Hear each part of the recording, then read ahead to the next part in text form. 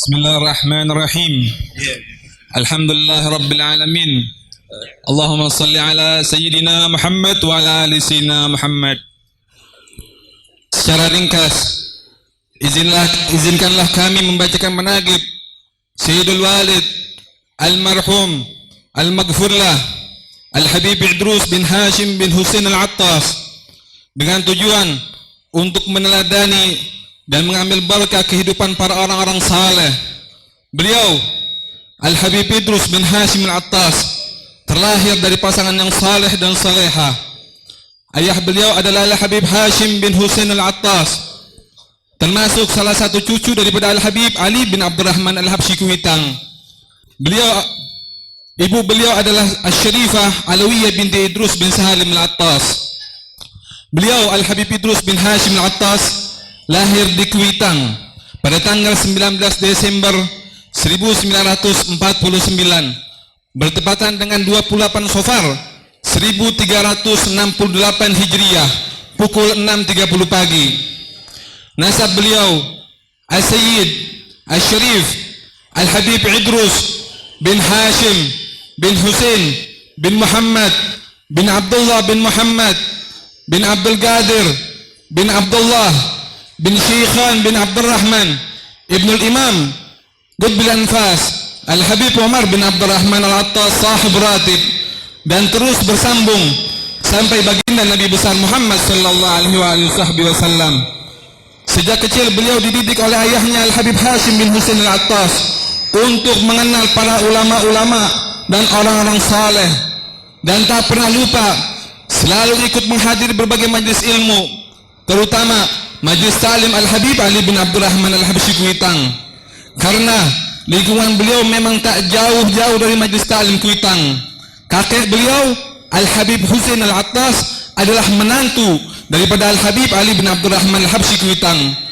Habib Husain menikah dengan putri Habib Ali bin Abdurrahman Al-Habsyi, yaitu Asy-Syarifah Ummu Hani binti Habib Ali bin Abdurrahman Al-Habsyi, putri daripada Al-Habib Ali Al-Habsyi Kuitang, yang diberikan umur panjang, yang mana sewaktu wafat usia Syarifah Ummu Hani yaitu 105 tahun. Al-Habib Idrus mengawali belajar ilmu agama di pondok pesantren Darun Nasyin di Lawang, Jawa Timur, di bawah pimpinan Al-Habib Muhammad bin Husain Ba'bud dan anaknya Al-Habib Ali bin Muhammad Ba'bud sejak tahun 1968 hingga 1972.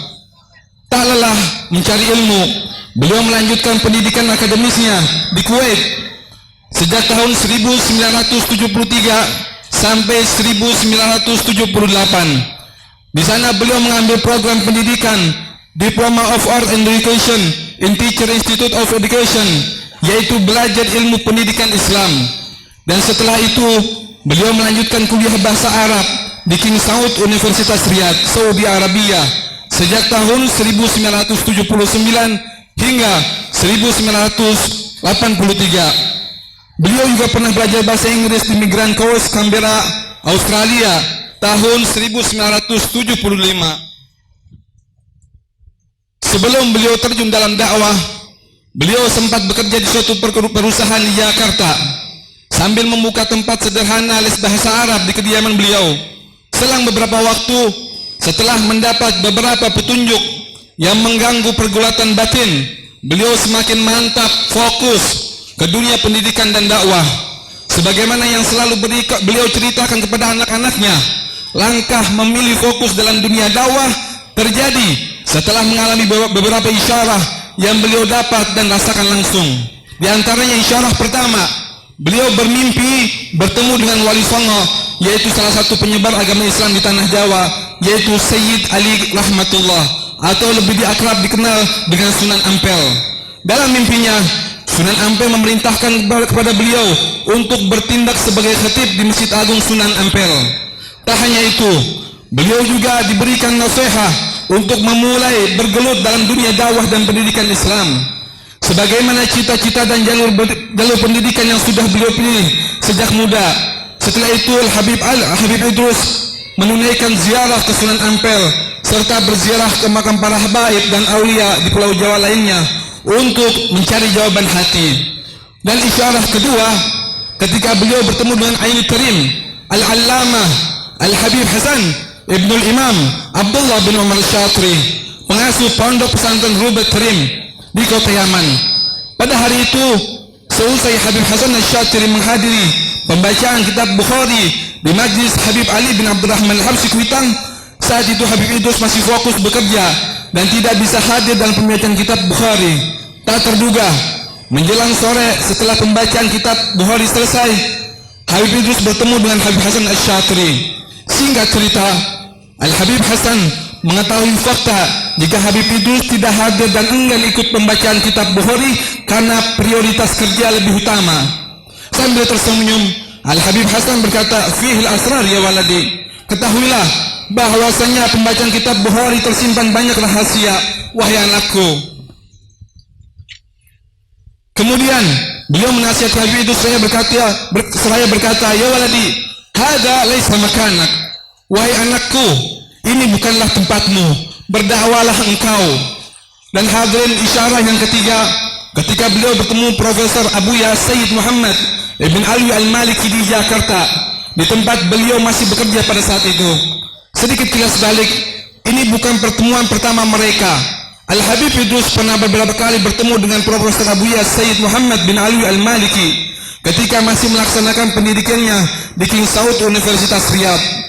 Bahkan beliau, Abuya Sayyid Muhammad bin Alwi Al-Maliki, beberapa kali mengajak Habib Idrus untuk belajar di tempatnya. Karena fokus saat itu, Habib Idrus ingin menyelesaikan gelar akademisnya.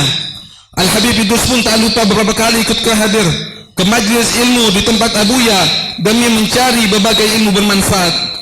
Karena itu tak berbeda jauh dengan ucapan Habib Hasan bin Abdullah Syatri sebelumnya. Profesor Abuya Sayyid Muhammad bin Alwi Al-Maliki pun berkata, "Ya waladi, hada laisa makanak." Wahai anakku, ini bukan tempat engkau. Fokuslah engkau ke pendidikan dan dakwah. Dan isyarah-isyarah tersebutlah pergolakan batin yang selama ini terus mengganggu membuat beliau memantapkan niat untuk meninggalkan pekerjaan tersebut dan terjun dalam dakwah, kembali seperti cita-cita sebelumnya di jalur pendidikan dan dakwah. Di antara kita Al-Habib Idrus bin Hashim Al-Attas di dunia pendidikan dan dakwah, antara lain yang pertama mengajar fikih di Majlis Ta'lim Al-Habib Ali bin Abdurrahman Habsyi Kuitang, dan yang kedua aktif mengajar pendidikan Islam, bahasa Arab, serta dakwah di berbagai tempat, baik Pulau Jawa maupun luar Jawa. Dan ketiga, sebagai instruktur bahasa Arab di Pusat Bahasa Hankam tahun 1983 sampai 1999. Dan kelima, pernah aktif di Yayasan Az-Zawiyah Al-Habib Ahmad bin Hamzah Al-Attas dan di Yayasan Magam Cikini, Yayasan As-Sa'adah dan Madrasah Nur Sa'adah. Al-Habib Idrus bin Hashim Al-Attas dengan As-Sa'adah adalah satu kesatuan, tak bisa dipisahkan hingga akhir hayat. Hidup beliau ia serahkan ikhlas mengurus Yayasan As-Sa'adah Poltangan serta pendidikan formal bernama Madrasah Nur Sa'adah. Tak hanya sebagai pendiri, tetapi juga mengemban tugas mengelola dan mengenalkan Madrasah Nur Sa'adah sebagai wadah pendidikan yang bisa bersaing di berbagai masa. Lokasi yang strategis di mana persaingan dunia pendidikan begitu terlihat tak membuat beliau gentar membawa nama As-Sa'adah. Hingga seperti sekarang, beliau tak menyerah walau hanya menerima siswa baru berjumlah 24 orang saja. Proses tidak hanya dilihat dari kuantitas, tapi kualitas yang akan membawa keberkahan. Alhamdulillah, sudah banyak lulusan daripada Madrasah Nur Sa'adah dengan berbagai keahlian. Sedikit kilas balik berdirinya Yayasan As-Sa'adah Poltangan bersama para pendiri Yayasan As-Sa'adah lainnya, yaitu Al-Habib Ismail bin Abdullah Al-Habsyi dan Al-Habib Muhammad bin Syekh Al-Attas. Mereka mengawali berdirinya Yayasan As-Sa'adah dengan membangun Masjid As-Sa'adah dan Madrasah Nur Sa'adah. Dengan mengukuhkannya dalam badan hukum yang berstatus berbentuk yayasan, maka pada tanggal 14 bulan 4 1990 mereka membeli sebidang tanah seluas 1.400 meter persegi di daerah Poltangan Tanjung Barat, dan kemudian diperluas menjadi sekitar 2.340 meter persegi.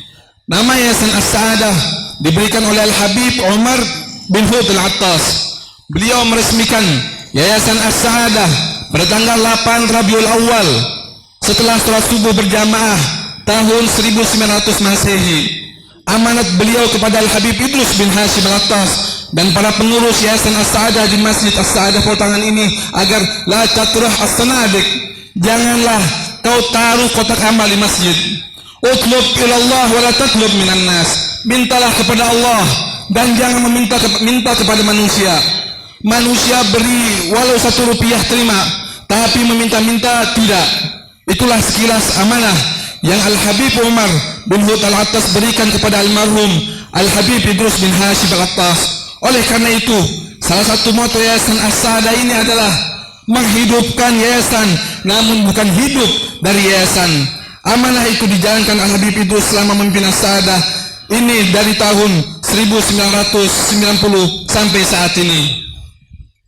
Setelah pendirian masjid dilanjutkan dengan madrasah mulai tahun 1992 hingga 1996 Masehi. Berdiri pendidikan formal Madrasah Ibtidaiyah, Madrasah Sanawiyah, Madrasah Aliyah Nur Sa'adah, yang awalnya siswa pertama Madrasah Sanawiyah berjumlah 24 siswa dan siswi. Namun saat ini jumlah total pelajar di MI, MTS, MA Nur Sa'adah sekitar hampir 800 siswa dan siswi.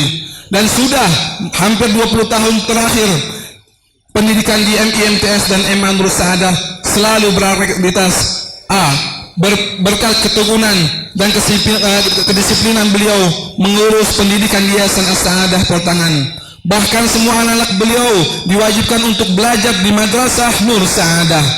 Sudah ratusan bahkan ribuan murid di berbagai jenjang yang sudah lulus di pendidikan Yayasan As-Sa'adah. Semoga mereka semua dapat mengambil manfaat sewaktu belajar di Madrasah Nur Sa'adah. Amin amin ya rabbal alamin. Banyak nasihat-nasihat beliau yang selalu kami ingat selaku keluarga dan murid-murid beliau. Di antaranya yang pertama, beliau selalu mengajarkan kepada murid-muridnya agar selalu ikhlas dalam segala apapun, termasuk dalam mengajar hendaknya diniatkan belajar. Dan yang kedua, segala apapun jangan bergantung kepada manusia. Alaq qalbak ila rabbak, gantungkanlah hatimu kepada Tuhanmu. Itulah kata-kata hikmah yang selalu beliau gaungkan. Dan yang ketiga, jangan tinggalkan sholat berjamaah di masjid, terutama waktu subuh. Sampai akhir hayat beliau, walau dengan kursi roda, dalam keadaan tidak fit, beliau tetap ikut berjamaah di masjid, terutama waktu subuh. Bahkan pesan beliau, jangan pernah menutup masjid dari sholat berjamaah, walau zaman pandemi kemarin. Beliau memerintahkan agar Masjid As-Sa'adah tidak boleh libur atau tutup dari sholat berjamaah maupun sholat Jumat yang merupakan perintah dari Allah Subhanahu wa Ta'ala. Apapun resiko larangan yang ada, pesan beliau tegas, kita hanya takut kepada Allah, bukan kepada yang lainnya. Justru pandemi orang harus rajin dan dekat ke rumah Allah, bukan jauh daripada rumah Allah. Itulah salah satu pesan beliau, pesan akhir hayat beliau. Hadirin, inilah riwayat ringkas daripada Al-Habib Idrus bin Hashim Al-Attas yang mudah-mudahan Allah berikan rahmat dan maghfirah kepada beliau dan meninggikan derajat beliau di sisi Allah Subhanahu wa Ta'ala, sehingga memberikan keberkahan kepada semua keluarganya, kerabat-kerabatnya dan seluruh santri dan santriwatinya, sehingga mendapatkan hidayah untuk meneladani kegigihan perjuangan beliau, dan semua kita yang hadir di tempat ini bisa mendapatkan keberkahan daripada beliau.